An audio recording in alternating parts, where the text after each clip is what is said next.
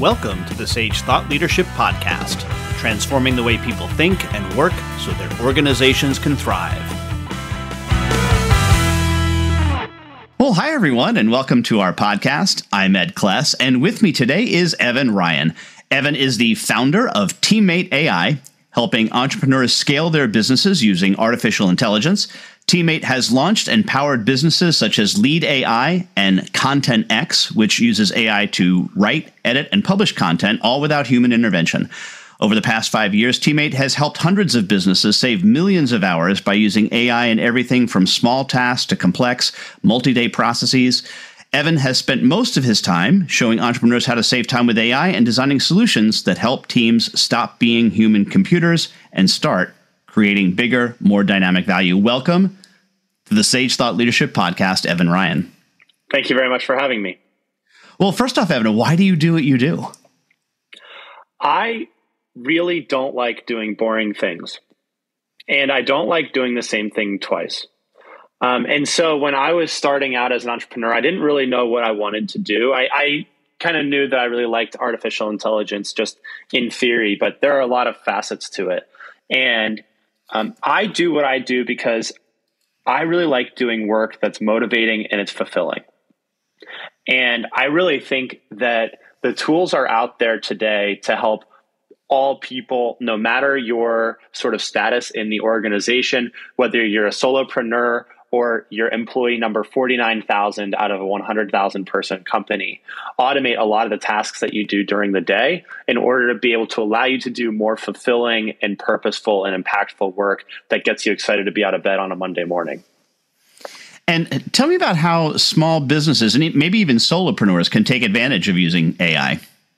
There are so many tools out there that help solopreneurs and really anybody use AI. The first thing that I always do is if I'm doing something that I think is boring, or if I think it's repeatable, or, I just have a hunch that, I don't really want to do it. A key sort of indicator for me is if I'm procrastinating on a task, probably I don't want to do it for a reason.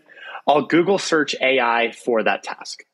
A lot of times there's a $5 or $10 or $20 a month service that can help you kind of get that task done faster, or it can just take the task for you completely. But the thing that I'm most excited about right now is I'm excited about this idea of entrepreneurs who have too many clients, so they don't have enough time, but they don't quite have enough money to hire that next employee that they need in order to be able to scale their business. And I was there a couple of years ago where I had 3 or 4 clients and they were taking up 40 or 50 or 60 hours a week. And I didn't have quite enough cash in the bank in order to be able to grow at the pace that I wanted to be able to grow at. And so it's kind of, do I risk the cash or do I work 80 hours a week, right? And I didn't really like either of those two options. Well, through tools like Zapier and through copy.ai and copysmith.ai and Descript for podcast editing and all sorts of different little no-code tools that you can just plug into, and with a few clicks, you can automate tasks.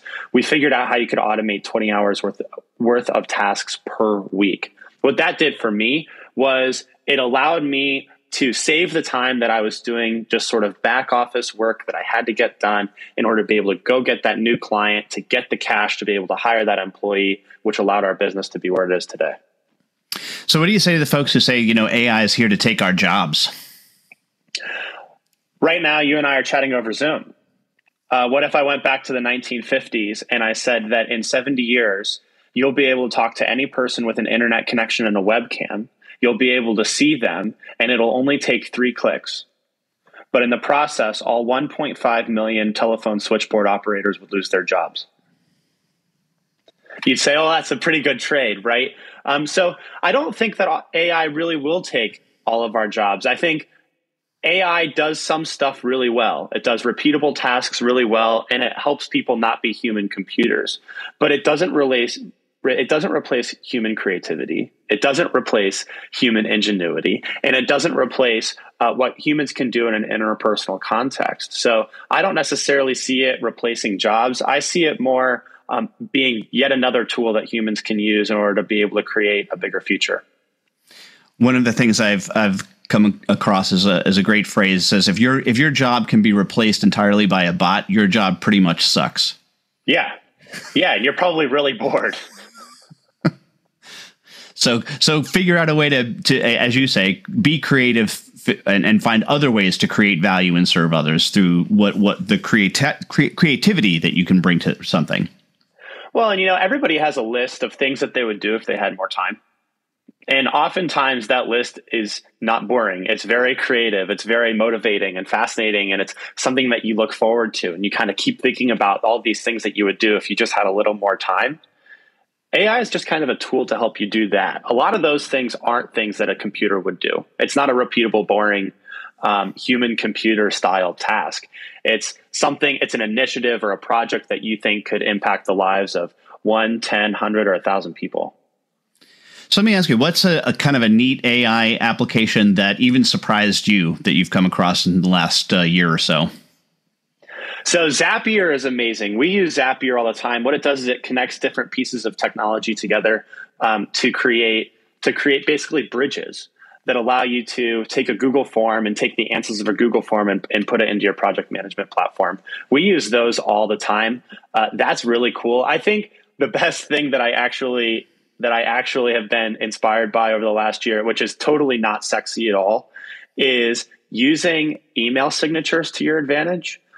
So I have like 15 or 20 emails that I typically send out, whether it's asking a client a question or following up on a status of a project or following up on a sales email or whatever it might be. What I've started to do is I've started to take the text that I would put into that email and just make it an email signature. And then I click the email signature, it autofills the email, and then I can make a more personalized touch after that. So I can be the author and the sender of the email, but not necessarily the typer of the email. That, and then another service that I just love called Otter.ai, OTTER.ai. I'm not affiliated with the company at all, but they take your podcasts or your audio or your Zooms and they transcribe it for you. They do a really amazing job. And I just came out with a book called AI as Your Teammate, and the entire first draft was written by Otter.ai. And the whole first draft of the book, which is like a 150-page book, took a week to do. So full disclosure, you are being translated right now on Otter AI on this podcast. So it's a great service. We have an exit question that we ask all of our guests, and that is, who is a hero of yours and why are they a hero? It's funny, for a very long time, my biggest hero was Peter Diamandis. He was the author of a book called Abundance, The Future is Better Than You Think. And he was the creator of XPRIZE. He, in part, inspired Elon Musk to create SpaceX, a really, really amazing entrepreneur. And I met him. I spent a week with him in China, and he was just a normal guy like everybody else. So I feel inspired by everybody that I meet. I think they all have sort of a unique way about them, and they have their own unique capabilities that they're really amazing at. And lastly, Evan, how can somebody contact you? You can find us online at teammateai.com. You can also get my new book, AI as Your Teammate, on Amazon or anywhere else where you get the books. All right, Evan Ryan, thanks so much for being a guest on the Sage Thought Leadership Podcast. Thanks very much for having me. Review and subscribe by searching your podcast player of choice for Sage Thought Leadership Podcast.